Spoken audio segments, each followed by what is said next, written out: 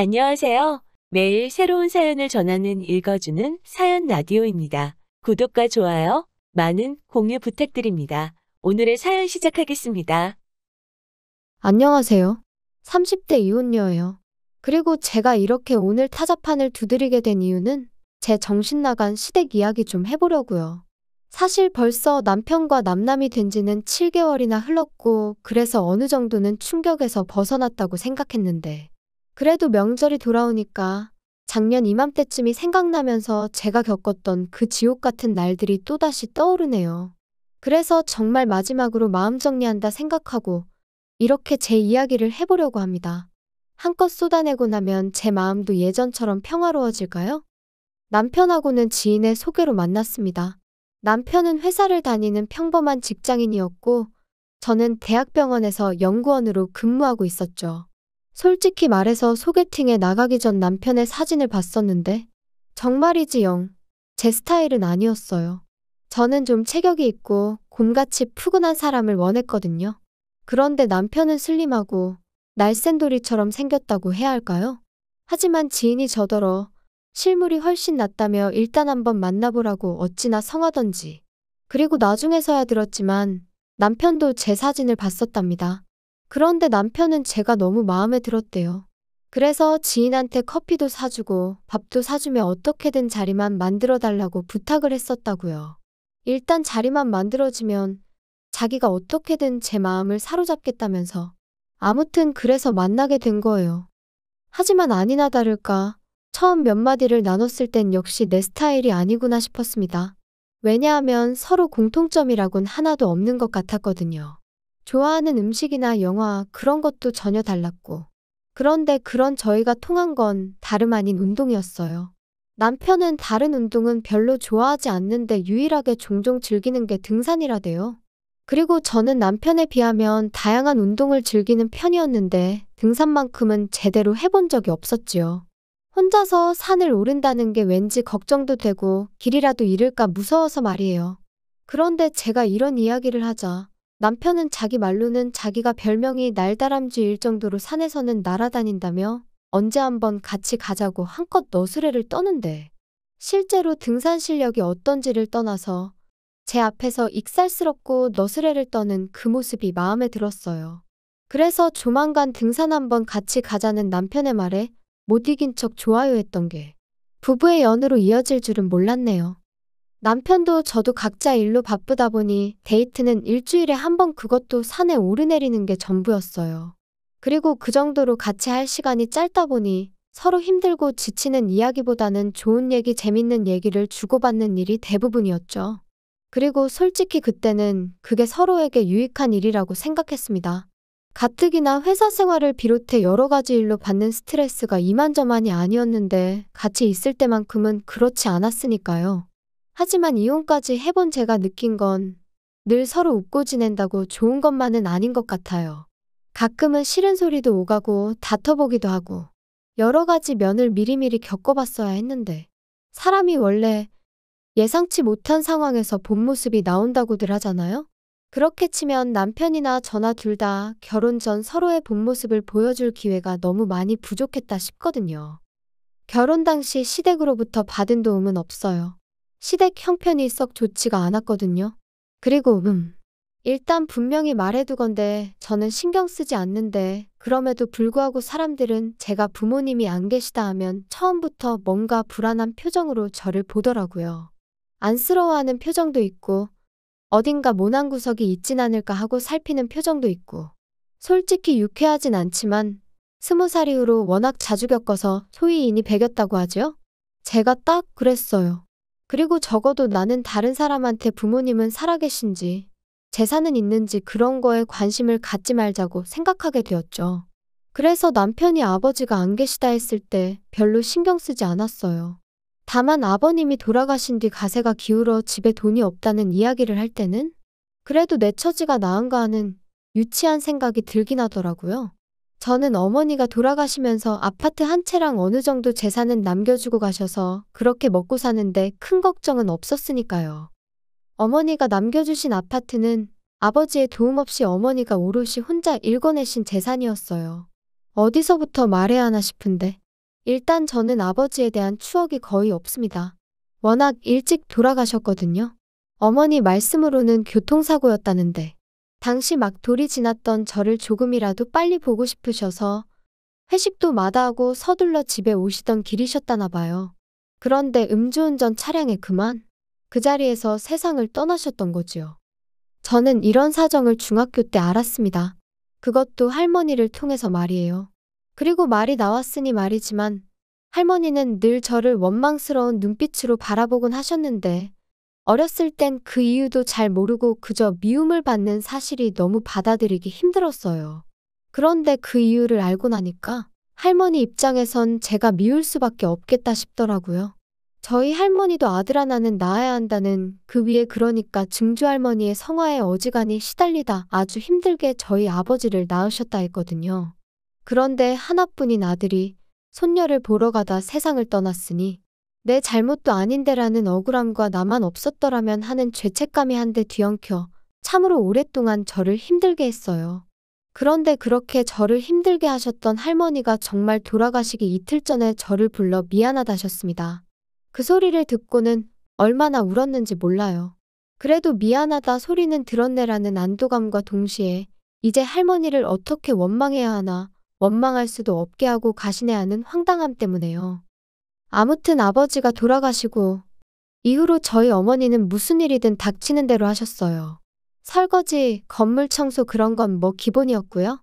마늘밭이 돈을 많이 준다 해서 거기 가셨다가 아주 생으로 앓느라 몇 날 며칠 꼼짝을 못 하신 적도 있지요.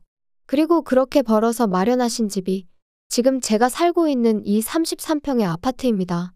처음에 이 집에 들어왔을 때 환하게 웃으시던 어머니의 얼굴이 지금도 얼마나 선명한지 몰라요. 그래서 제가 다니는 직장에서 거리가 좀 있긴 해도 제 입장에선 파는 건 말도 안 되는 일이었지요. 그런데 남편이랑 결혼 이야기가 나오자 남편이 먼저 제 아파트 이야기를 꺼내며 거기서 신혼살림을 차리는 건 어떻냐대요. 그리고 저는 고민할 것도 없이 싫다고 했어요. 당시 남편도 돈이 있다고 했고 저도 돈이 있었으니 그 돈에 대출을 더해 새로 집을 구하면 되는 상황이었고 무엇보다도 그저 제 아파트는 비워두고 싶었어요. 제 마음 기댈 곳이 필요한 날 친정이다 생각하고 찾고 싶었거든요. 게다가 진작에 이런 이야기는 몇 번이나 남편하고 나눴던 차였기에 뜬금없이 신혼살림을 거기다 차리자 하는 남편이 어이가 없었죠. 하지만 남편은 계속해서 언제까지 돌아가신 분한테 매달리며 살 거야? 돌아가신 어머님도 그러라고 남겨주신 집은 아닐 텐데. 돌아가신 분한테 매달리는 게 아니고 그냥 아직 내가 준비가 안 됐다니까. 그리고 까놓고 말해서 내가 오빠보다 돈을 덜 모은 것도 아니고 오빠 말대로 반반 결혼할 수 있다는데 왜 자꾸 내 아파트에서 신혼살림을 시작하자는 거야? 분명히 말해두는데 나 싫어. 뭐 언젠가 내 마음이 좀 정리가 되면 그땐 나도 또 마음이 달라질지 모르지만 아무튼 지금은 아니야.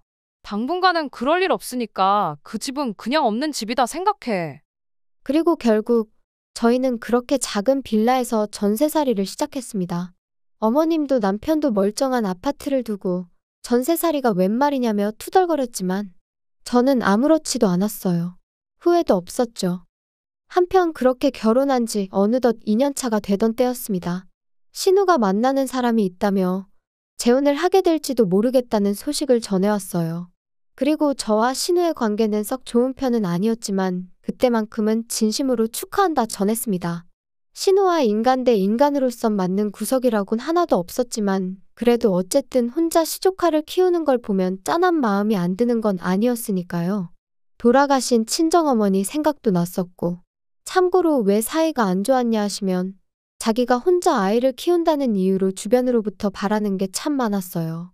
양보와 배려, 뭐 그런 건 기본이었고 금전적인 지원이나 물질적인 지원도 거침없이 내놓으란 식이었죠.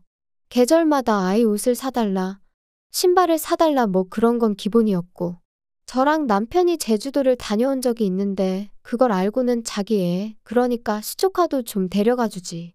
시조카네 반 아이들은 다 미국이고 유럽이고 다녀오는데 불쌍하지도 않냐면서 저희한테 서운하다 어쩐다 그러더라니까요.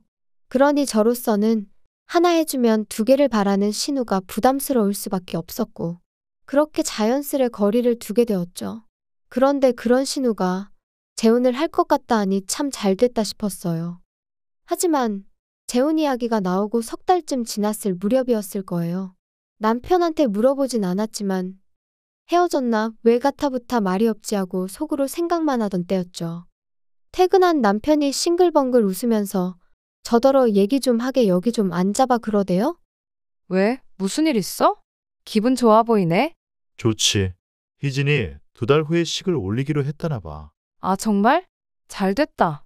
너무너무 잘 됐어. 그런데 자기가 좀 도와줘야 돼. 아니, 따지고 보면 자기한테 일방적으로 도와달라는 건 아니고 자기한테도 좋은 일이고. 뭐야? 뭔데 이렇게 자꾸 돌려 말해? 나 돌려 말하는 거 싫어하는 거 알잖아. 그게 희진이는 재혼인데다 애도 있잖아. 그런데 남자 쪽은 초혼이래. 그래서 남자 쪽 부모가 어지간히 희진이를 못마땅해 하나 봐. 너는 뭐 안 겪어봤으니 모르겠지만 희진이가 엄청 힘들어하고 있어. 아, 정말? 속상하겠다. 그러니까. 그래서 남자 쪽에서 한 1억이라도 해오면 어떠냐? 그러면 어머니가 좀 잘 봐주시지 않겠냐? 그런 소리를 했다대. 어휴, 뭘 또 그렇게 부담을 줘. 그리고 1억이 적은 돈도 아닌데. 돈은 있대? 걔가 무슨 돈이 있겠어. 이혼할 때 위자료도 한 푼도 못 받았고 지금 양육비도 제대로 못 받고 있는데. 그럼 어떡해? 그래서 뭐 지금 어머니랑 사는 빌라를 팔까 어쩔까 그러고 있나 봐. 그러면? 그거 어머님 놓으라며. 그거 팔면 어머님은 어떡해? 그럼 설마 우리가 모셔야 되는 거야? 그래서 말인데 자기도 우리 어머니랑 사는 거 불편하잖아. 그치? 뭐, 솔직히 편하진 않겠지. 그러니까 나 정말 자기 고생시키기 싫거든. 말이라도 그렇게 해주니 고마워. 그렇지만 그 빌라 팔고 나면 어머님은 정말 어떡해? 그래서 희진이가 하는 말이 자기가 어머니를 모시겠다면서. 대신 자기 비워놓은 그 아파트 있잖아. 거기에 좀 들어가서 살게 해달라네. 아니, 희진이랑 결혼할 남자도 가진 건 없나 봐. 그래서 까딱하면 그 남자 본가에 들어가 살아야 되는데. 그러면 이제 영진이가 9살이잖아. 얼마나 말썽을 피워대겠어? 그럼 이제 천덕꾸러기 취급받는 건 시간 문제 아니겠어? 아니, 잠깐 그러니까. 당신 동생이 지금 사귀는 남자 부모는 모시기 싫고 어머님이랑 살고 싶은데 살 집이 없으니 내 집을 내놔라 이거야? 빌라 팔아 나오는 돈으로는 뭐 지참금처럼 그 사귀는 남자 집에 갖다 바치고? 뭔 소리야 이게? 그게 말이 돼? 화만 내지 말고 한번 생각을 해봐. 아무리 생각해봐도 그것보다 나은 방법이 없어서 그래. 웃기시네. 빌라를 팔아서 시집을 가던 말던 그건 내 알 바 아니고 100번 양보해서 그렇게 하겠다고 하면 어머님 여기 오시라고 해. 같이 살아야지 뭐 별 수 있어? 나 어머님이랑 사는 거 괜찮아. 근데 내 집은 안 돼. 다짜고짜 집을 내놓으라는 남편의 말이 정말 기도 안 차더라고요. 그래서 단칼에 거절하고 2번 다시는 그딴 소리 꺼내지도 말라고 했어요. 신우한테 그렇게 내줄 집 같았으면 처음부터 신혼살림을 차렸지. 말이나 되는 소리냐 했죠. 하지만 남편은 계속해서 며느리인 제가 시어머니랑 같이 살아서 좋을 게 뭐 있냐며 자기랑 신우가 다 저를 배려해서 하는 소리인데 왜 그 마음을 몰라주냐 말도 안 되는 소리만 해대는 거예요. 아니, 내가 괜찮다는데 내가 모시고 살겠다는데 왜 둘이서 난리냐고. 결국 참다 못한 제가 어머님과 신우가 사는 집으로 찾아갔습니다.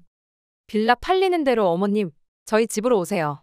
제가 얼마나 잘하겠다 이런 얘기는 못하겠지만 그래도 제가 어머님 모시고 살죠 뭐.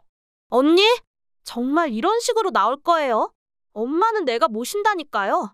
너무 속보여요 정말. 영진이 커가는데 봐줄 사람이 필요하니까 어머님 찾으시는 거 아니에요? 그리고 뭐 그렇게 모시고 살고 싶은 거면 모시고 살아요. 그런데 내 집은 안 되니까 집 문제는 알아서 하세요. 자꾸 내 신경 긁지 말고 알겠어요? 야, 너는 왜 이렇게 애가 이기적이냐? 제가 뭘요? 네 신우가 그 집 들어가서 살게 되면 그쪽 부모 모셔야 된다잖아. 그리고 영진이는 어떡할 건데? 너 그 어린 게 그 집에 들어가서 구박이라도 받으면 네가 뭐 책임질 거냐? 그걸 제가 왜 책임을 져요? 그리고 저도 할 말은 해야겠네요. 솔직히 재혼 자리가 쉬운 거 아닌 거 어머님도 아시잖아요. 하지만 뭐 신우가 그렇게 한다니 그거에 대해선 제가 뭐 이래라 저래라 말은 안 하겠지만 적어도 남한테 피해는 주면 안 되는 거 아니에요? 왜 저까지 못 살게 구냐고요. 아무튼 어머님, 저희 집으로 오세요. 저랑 살아요. 아시겠어요? 아이고, 안 간다니까. 난 너랑 살기 싫어. 내 딸이랑 살 거야. 그냥 집만 내주면 되는 걸 진짜 너도 유난스럽다. 어머님과 신우, 그리고 저 세 사람이 한창 실랑이를 한 끝에 집에 왔어요. 그리고 남편과는 한 일주일 동안 서로를 마치 유령 취급하며 지냈죠. 솔직히 저럴 거면 왜 집에는 꼬박꼬박 들어오나 싶더라고요. 그냥 나가버리지. 아무튼 저는 까놓고 불편한 건 하나도 없었어요. 평소처럼 출퇴근하고 밥 차려 먹고. 반면에 남편은 불편한 게 한두 가지가 아니었겠죠. 지 먹을 거라곤 라면밖에 못 끓여 먹는 인간이었으니 옷도 안 다려주니까 오기로 그러는 건지 뭔지 군대까지 다녀온 사람이 지 셔츠 하나 다림질도 못해서 꼴사납게 나가더라니까요. 하지만 뭐 그러던지 말던지 내 알바냐 내버려뒀어요. 그랬더니 이제 더는 안 되겠다 싶었는지 저더러 얘기 좀 하자고 하더라고요. 용건만 간단히 해. 이제 뭐 사과할 마음의 준비라도 된 건가? 사과는 무슨, 내가 너한테 뭐가 미안해야 되냐? 너야말로 이제라도 우리 어머니랑 내 동생한테 사과해라. 그 두 사람이 너 때문에 얼마나 속상해하고 서운해했는지 알아? 야, 너 솔직히 내 동생이 재혼하는 거 싫지? 싫어서 지금 회방 놓는 거지? 아니, 이건 또 무슨 소리야. 내가 왜 신우 재혼을 방해하니? 재혼을 하든 삼혼을 하든 사혼을 하든 난 상관없어. 단지 내 집을 왜 탐내냐 이거야. 그리고 어머님을 내가 모시겠다는데 도대체 뭐가 문제야? 밖에 나가서 아무나 잡고 물어봐. 오갈 곳 없어지게 생긴 어머님을 모신다는 며느리랑 안 온다고 버티면서 며느리 집이나 내놓으라는 어머님이랑 누가 더 이상한 건지. 우리 엄마는 희진이랑 살고 싶다시잖아. 영진이도 키워주셔야 된다고. 아니, 효도도 부모님이 원하시는 대로 해드리는 게 효도지. 너 하고 싶은 대로 하면 그게 효도냐? 아우, 알았어. 그럼 안 모시면 될 거 아냐? 하지만 그런다고 내 집도 못 들여. 나 지금 분명히 말하는데 안 모셔. 넌 진짜 이기적이다. 너 이렇게 이기적으로 살 거면 결혼은 왜 했냐? 뭐? 내가 그럼 뭐 당신하고 어머님 그리고 신우 입맛대로 꼭두각시 마냥 살려고 결혼한 줄 알았어? 당신이야말로 결혼이 뭐라고 생각한 거야? 진짜 어이없네. 우리 둘 다 결혼 잘못한 거 맞지? 그래, 이쯤에서 갈라서자고. 그리고 결국 허무하게도 그렇게 저희의 짧은 결혼 생활은 막을 내리게 되었습니다.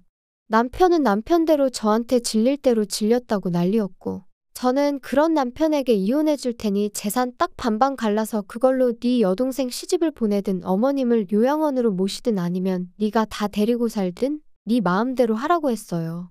이번에 어떻게 잘 넘어간들 다음에라고 제 아파트 넘보지 않을 거라는 보장도 없고 솔직히 제가 벌어서 산 아파트면 그래 좋은 게 좋은 거다 하고 신혼살림부터 아예 거기서 차렸을지도 몰라요. 하지만 제가 분명히 거긴 제 친정이나 다름없는 곳이라고 유일하게 마음을 내려놓고 쉴 수 있는 곳이라고 몇 번이나 이야기를 했는데 결국 그런 제 사정은 남편에겐 안중에도 없었다는 거잖아요. 그런 인간하고 한 입을 덮고 더 살아서 뭐 하겠나 싶더라고요. 내 마음 하나 알아주지 않는 사람들이 가족 운운하는 것도 더는 못 봐주겠고. 솔직히 오늘처럼 온 가족이 모이는 명절이 되니 가슴 한구석이 뻥 뚫린 것 같이 허전한 이 마음은 숨길 수가 없어요. 이런 날은 아무리 속속들이 제 사정을 아는 친구들이라고 해도 거기다 아쉬운 소리 하고 싶지도 않고요. 그래도 또 이렇게 한층 더 단단해지는 거라고 스스로 그렇게 되뇌어 봅니다. 저에게도 언젠가 봄날이 올까요? 조금씩 따뜻해지는 지금처럼 제 마음도 언젠간 따뜻해지길 바라봐도 되겠지요. 긴 이야기 들어주셔서 감사합니다. 오늘의 사연은 여기까지입니다. 구독과 좋아요, 알람 설정해주시면 앞으로 더 좋은 사연으로 찾아오겠습니다. 감사합니다.